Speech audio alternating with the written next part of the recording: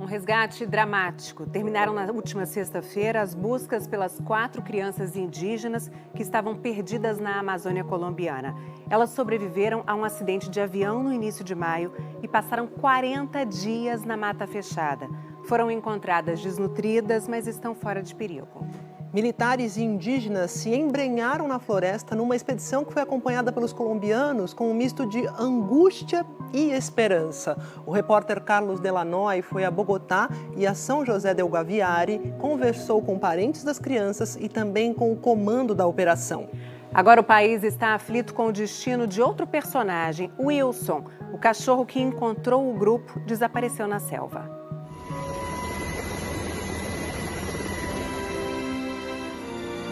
Essa é a história de uma menina de 13 anos, chamada Leslie Mukutui, que liderou seus 3 irmãos pequenos numa jornada de desafios durante 40 dias na selva. Nós conversamos com o líder indígena Giovanni Júlio, que ajudou a organizar a mobilização nacional de buscas pelas crianças. Podemos dizer que a menina mais velha é uma heroína, porque foi capaz de cuidar e proteger seus irmãozinhos. Soleine, de 9 anos, Tien, de 4 e Christine, que completou 1 ano no meio da mata durante a odisseia que parou a Colômbia. Hoje estão bem graças à liderança e coragem da irmã mais velha. A Colômbia, país que viveu décadas de conflitos armados, ações do crime organizado e violência, foi capaz agora de promover uma corrente de unidade considerada por muitos inédita. Conseguimos unir toda a força e todo o conhecimento dos militares, a força e o saber ancestral de nossos anciões, de nossos antepassados, de nossa guarda indígena. O que acontece é que fizemos um grande exercício de união espiritual. O tamanho do trauma vivido pelas 4 crianças indígenas do povo Uitoto é proporcional à força que elas encontraram para sobreviver a condições extremas. Na floresta onde ficaram perdidas, pode chover até 16 horas por dia. Um ambiente selvagem, cercado por ameaças como onças e cobras venenosas. Perguntei ao general Pedro Sanches, comandante da operação de buscas, batizada de Esperança, como essas crianças conseguiram sobreviver nessas condições. Não sei, eu tenho que perguntar para eles. Sérgio Paris Mendonça, diretor da Autoridade Aeronáutica Civil da Colômbia, revelou ao Fantástico que as crianças mais velhas tiveram que mover o corpo da própria mãe, que morreu no acidente, para conseguir retirar o Christian, de 1 ano, dos destroços do avião. A criança indígena mais velha conseguiu ver o movimento dos pés da bebê e atirou. Estava entre o corpo da mãe e do piloto e deixaram a aeronave.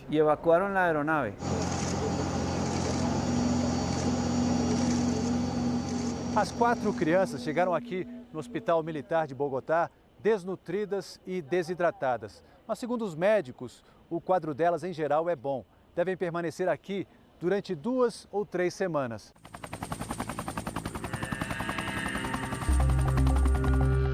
No dia 1º do mês passado, o avião tinha decolado de manhã cedo do aeroporto de Araraquara, a quase 620 quilômetros ao sul da capital Bogotá, com destino a San José del Guaviare.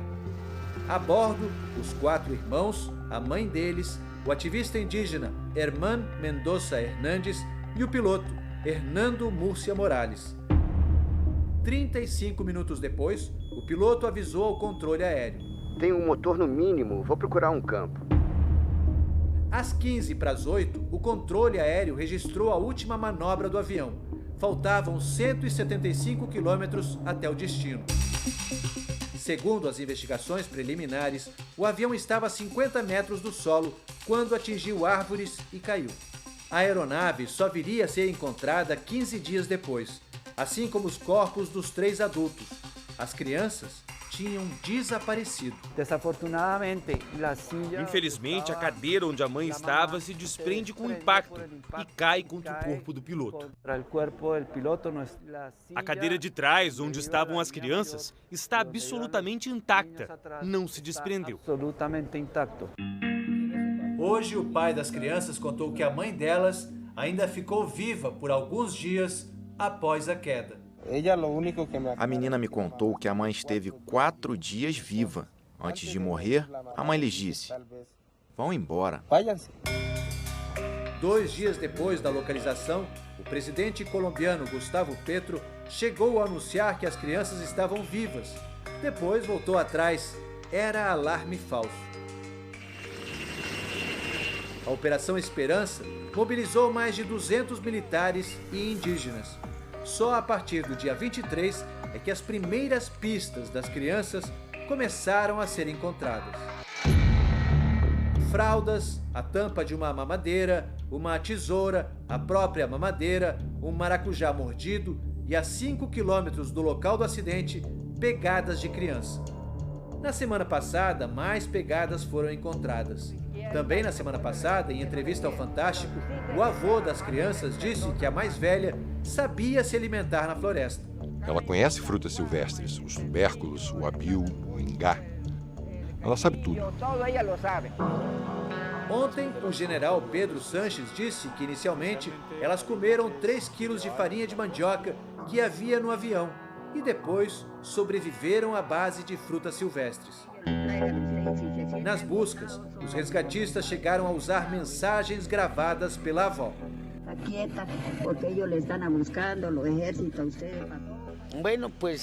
Elas contaram que tiveram muito medo, muito medo.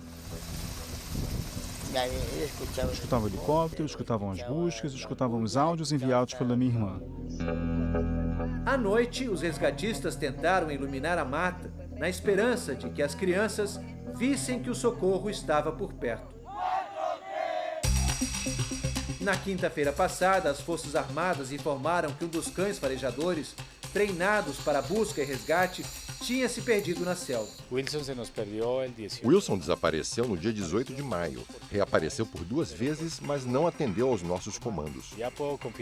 As crianças confirmaram que o Wilson esteve com elas. Eu perguntei a elas se ele estava gordo ou magro. E disseram que estava muito magro e que ficou junto delas de 3 a 4 dias. Também esta semana, uma nova tática passou a ser empregada. A demarcação de rotas que indicavam caminhos para as crianças encontrarem os resgatistas. Pendurados nas fitas de sinalização, apitos que elas poderiam usar para chamar por socorro, se tivessem forças para isso, é claro. Elas sobreviveram comendo frutas silvestres, bebendo água, mas com o tempo foram se sentindo muito frágeis. E foi assim que elas decidiram parar. Quando tentavam caminhar, já não conseguiam mais seguir adiante. E foi por isso que conseguiram encontrá-las. O presidente da Colômbia, Gustavo Petro, comemorou o resgate. Um exemplo de sobrevivência total, que ficará na história. Essas crianças são hoje as crianças da paz e as crianças da Colômbia. Ontem à tarde, Petro esteve no Hospital Militar em Bogotá, onde as crianças estão internadas. Se durante semanas a Colômbia queria saber onde estavam as crianças, agora o país e o mundo mudaram a pergunta. Onde está Wilson? Dezenas de homens do Batalhão de Forças Especiais do Exército, aqui de San José de Guaviare, continuam embrenhados na mata. Desta vez, procurando o cão farejador que se perdeu durante as buscas e que virou um símbolo dessa história de amor e de luta pela vida. Estavam bastante delgados os niños. As crianças estavam muito magras, num péssimo estado provocado pela vida na selva, mas a fortaleza delas garantiu que saíssem com vida. E todos saíram com vida. Wilson virou tendência mundial nas redes sociais. São milhares de mensagens e apelos para que esse outro herói da selva também seja resgatado. Wilson é um comando, Wilson é um comando, faz parte da nossa família e não deixamos um comando para trás. Neste momento, continuam mais de 100 bravos soldados da nossa Força Militar, do nosso Exército Nacional, tentando encontrar o Wilson. Essa é a garantia que temos, um compromisso de honra com o Wilson, porque em algumas ocasiões ele também salvou as nossas vidas. Uma luta corajosa pela sobrevivência no coração da floresta amazônica. 4 crianças que acabaram promovendo um movimento de união nacional, que permitiu uma grande aliança humanitária entre militares e indígenas colombianos. Um país, depois de tanto conflito, de tanta desgraça e dor, conseguiu se unir por algo muito importante que é a vida, principalmente dessas crianças. Para nós é uma grande alegria porque estão vivas, mas agora é hora de tratá-las. Um grande milagre e estamos realmente muito felizes. E é um recado muito importante, não só para a sociedade colombiana, mas para o mundo.